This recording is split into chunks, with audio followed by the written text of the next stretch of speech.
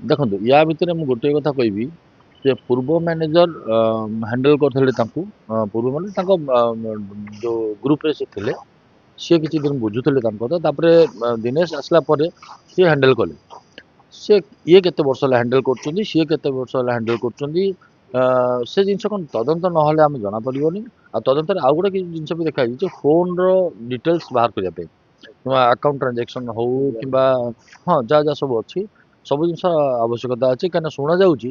ଯେ ହ୍ୟୁମାନଙ୍କର ଡେଥର ଠିକ୍ ମାସେ ପୂର୍ବରୁ ସେ ଫୋନଟାକୁ କୁଆଡ଼େ ଫର୍ମାଟ୍ କରାଯାଇଥିଲା ତ ସେଇ କ୍ଷେତ୍ରରେ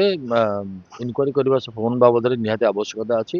କ'ଣ କ୍ୟାସ୍ ଟ୍ରାଞ୍ଜାକ୍ସନ୍ କ'ଣ ଆକାଉଣ୍ଟ ଟ୍ରାଞ୍ଜାକ୍ସନ୍ ସବୁ ଜିନିଷର ତଦନ୍ତ ହେବା ଦରକାର ସବୁ ଜିନିଷ ସାମ୍ନାକୁ ଆସିଲେ ହିଁ ସତଟା ଲୋକ ଜାଣିପାରିବେ ଆଉ ଆମର ସେ ପର୍ଯ୍ୟନ୍ତ ଚେଷ୍ଟା ଅଛି ଆଜି ପର୍ଯ୍ୟନ୍ତ ରହିବ ମଧ୍ୟ ଦେଖନ୍ତୁ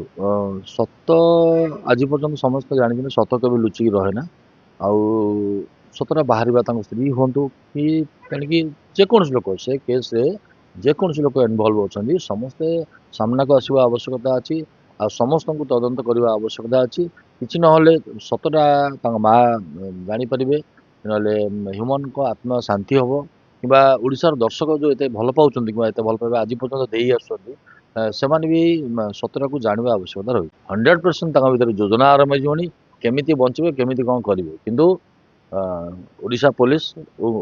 ପୋଲିସଙ୍କ ଉପରେ ମୋର ପ୍ରବଳ ଭରସା ଅଛି ଆଉ ସେ କଦାପି ଛାଡ଼ିବେନି ସତଟାକୁ ସାମ୍ନାକୁ ଆଣିବେ ବୋଲି ଚେଷ୍ଟା କରିବେ ଆଉ ଆଶା ବିଶ୍ୱାସ ନିହାତି ସତ୍ୟଟା ଆପଣମାନଙ୍କ ସାମ୍ନାକୁ ଆସିବ ଏ ଘଟଣା ହେଉଛି କ'ଣ କି ଗୋଟେ ବହୁତ ସନସନି ନ୍ୟୁଜ୍ଟା ମାନେ ଯେଉଁଟାକି କ୍ରିଟିକାଲ ନ୍ୟୁଜ୍ ତ ସେ ଅନୁସାରେ ମୁଁ ବୋଲି ନୁହଁ ବହୁତ ଜାଗାରେ ସମସ୍ତେ ଏଫଆଇଆର୍ କରିଛନ୍ତି ଗୋଟେ ସତଟାକୁ ସାମ୍ନାକୁ ଆଣିବା ପାଇଁ ଆଉ ସମସ୍ତଙ୍କର ଆଶା ଓ ଭରସା ବିଶ୍ୱାସ ଥିଲା କି ତାଙ୍କ ମା ବି ଏଇଟା କରନ୍ତୁ ଯାହା ହଉ ସେଇ ସମୟରେ ହୁଏତ ତାଙ୍କ ମା ଦେଇପାରିନାହାନ୍ତି ଏଫଆଇଆର୍ କାରଣ ସେ ସମୟରେ ମାନସିକ ସ୍ଥିତି ତାଙ୍କର ଭଲ ନଥିଲା କିନ୍ତୁ ଏବେ କ'ଣ ହେଇଛି ନା ସେ ମନସ୍ଥ କଲେ ବା ଡିସାଇଡ୍ କଲେ ନାଇଁ ଏଫଆଇଆର୍ ଦେବା ଦରକାର ସତଟାକୁ ସାମ୍ନାକୁ ଆଣିବା ଦରକାର ସେଥିପାଇଁ ସେ ତାଙ୍କର ଏଫଆଇଆର୍ ଦେଲେ ତାଙ୍କ ଏଫଆଇଆର୍ ଭିତରେ ବି ଯାହା ଲେଖା ହେଇଛି ଆମେ ଯାହା ସୋସିଆଲ ମିଡ଼ିଆରେ ବା ନ୍ୟୁଜ୍ ମାଧ୍ୟମରେ ଜାଣୁଛେ ତ ସବୁ ଯାକର ଯାହା ଲେଖା ହେଇଛି ତଦନ୍ତର ଆବଶ୍ୟକତା ଅଛି ଆଉ ତଦନ୍ତ ହେଲେ ସତଟାକୁ ସାମ୍ନାକୁ ଆଣିପାରିବା ଆଉ ସତଟା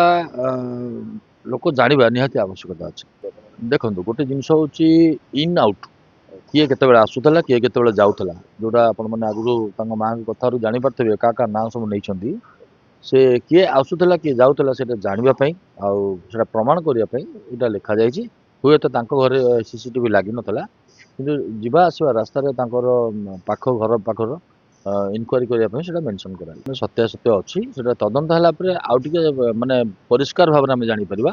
ଯୋଉଠି ନିଆଁ ନଥାଏ ସେଠି ମାନେ ଧୂଆଁ ବାହାରେନି ଏଠି ନିହାତି ନିଆଁ ଅଛି ଯୋଉଠି ଧୂଆଁ ବାହାରିବା ଆବଶ୍ୟକତା ଦେଶ ବିଦେଶର କୋଣ ଅନୁକୋଣର ଟିକନିକ ଖବର ଦେଖନ୍ତୁ ଆମ ସହ ୟୁଟ୍ୟୁବ ଫେସବୁକ୍ ଆଉ ଇନଷ୍ଟାଗ୍ରାମ ରେ ଆମକୁ ଦେଖନ୍ତୁ ଲାଇକ୍ ସେୟାର ଓ ସବସ୍କ୍ରାइब କରିବାକୁ ଆଦ୍ୟ ଭୁଲନ୍ତୁନି।